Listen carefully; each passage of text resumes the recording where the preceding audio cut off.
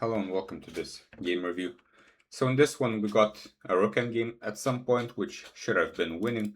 So firstly, in this position already white should be quite happy as we have the unopposed light squared bishop, and generally this means either c4 or e4 to try to make this unopposed bishop the best piece. So white slowly developed, and black opened a position which makes sense to look for dynamics. Knight f3, and here black had successfully blocked off our bishop, so our advantage is not too real, especially since black can always exchange off these bishops. So c4, rook a d8, but now black more or less loses a pawn due to this small tactic of queen d4, which black finds, king g8, queen a7, and now white is happily a pawn ahead. Black could find some compensation with the move knight c3, which is not terribly obvious, but the point is to keep control over the d file. For example, after rook fc1, the queen can go to d2. And there are some ideas to exchange the minor pieces. Then in the major piece endgame, black might be okay. If this pawn is taken, then rook e3 is a big issue, which is also not terribly obvious, because now white will be checkmated after rook d2. So this is some computer stuff, so generally white is just winning a pawn. Black played rook 8, which is natural enough, but this doesn't really do anything. So black was not really trying too hard in this game, as in this position black has more time than he started with, but the position is more or less a technical win for white. So now we need to not allow any counterplay and simply realize our advantage by developing the rooks. So rook d8, d1. Now bishop g2 is played, which is fine. The queen is allowed to c2, and here queen c3 is played, and white decides to play bishop to d5, getting another pawn, which should allow us to get an even more winning position. Here bishop takes f7 was played, and it makes sense to get another pawn, but it turns out that the black king being allowed to get to d5 so quickly is not actually in our favor. Instead, we should have been content with one pawn. And for example, here, exchange, play a4. Now the king can easily go to the d3 square. If here, then we will happily take the pawn on d5 and then the one on b7, leaving us probably with two extra pawns. And so white should be winning. Bishop f7 should be fine as well. Now we have to take with the pawn. As mentioned, if here, and this is not entirely obvious, white's rook is very passive and the white's king is worse than this king, which is actually are more or less enough compensation for the two pawns. And so now white has a two pawn advantage, which should be winning, but admittedly the pawn on d4 is quite weak. The pawn on a2 still needs protection at some point, and white's rooks are simply very passive. Rook d5 is played, and rook a1, but this is a very passive move. We should understand the priorities of rook endgames, and in rook endgames the most important part is the active rook, so probably we should just go and double on the e-file, invade on e7, not caring about this one. For example, rook a8, we could play here. If he wants to take, we will play rook e7, pick up more pawns, and white's king is much safer, which is also important in these 4 rook endgames, and white should be winning.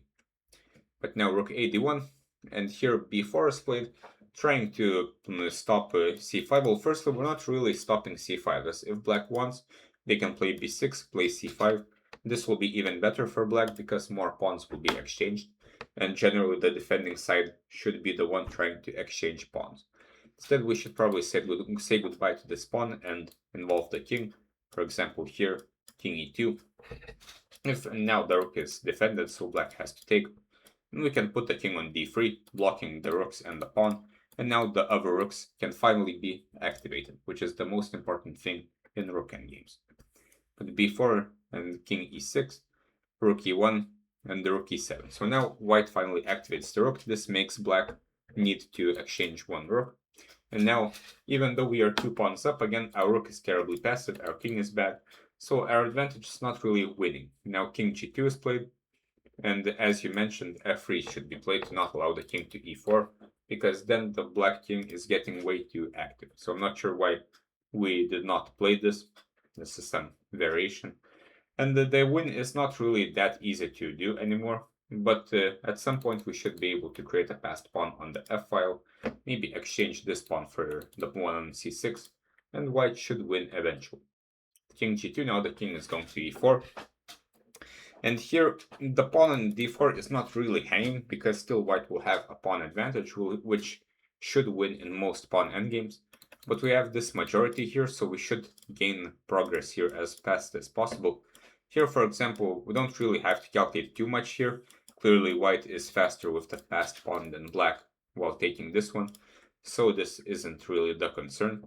But rook e2 is played, and you mentioned this equalizes. But it's more importantly, why did you play this move? Because, of course, black will not take the pawn to lose the rook. So this doesn't really make sense, as now we're losing the pawn on d4 with tempo while also activating the rook. So not really getting anything. Now white is a pawn ahead, but his bad king and bad rook are not really enough to do anything. So black is just fine here. A few moves later, white finally activates the rook. And b5 is a very bad move. Not only because it's weakening c6, but basically this just doesn't allow black to create a passed pawn, and this would be the only source of counterplay for black, because he is after all a pawn down. White has this simple plan of creating a passed pawn on the f file, which eventually won white the game, while black does have this passed pawn on c5, so black should play c5 at some point, and play with his passed pawn somehow. This is the only chance to do anything. But after b5 this is impossible, because after c5 there will be no passed pawn. So now the advantage instantly shows +1, because now white has a passed pawn for nothing, and also this rook is well placed, cutting off the king. So from here white played very well and converted the advantage quite smoothly, but because black can't really do anything. Rook e4 is maybe a bit slow. It I guess stops king c4, but there's no point in stopping king c4. There's no point in stopping b4, as then we will just win on this side of the board by playing h4, h5, and rook e5, f5, and getting a passed pawn eventually. So rook e5 already is winning, as you mentioned. h4 is possible. f5 is a bit early, I guess, as now the pawn might get picked up.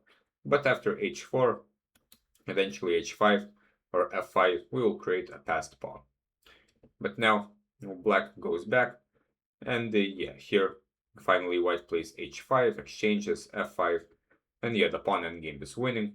And here, yeah, you mentioned this is possible, which probably should be found, but this isn't that critical, as after f6, white is still completely winning positionally because of this passive rook. The pawn is a protected passed pawn, so now any pawn endgame is winning, and black can just resign after rook e7 more or less.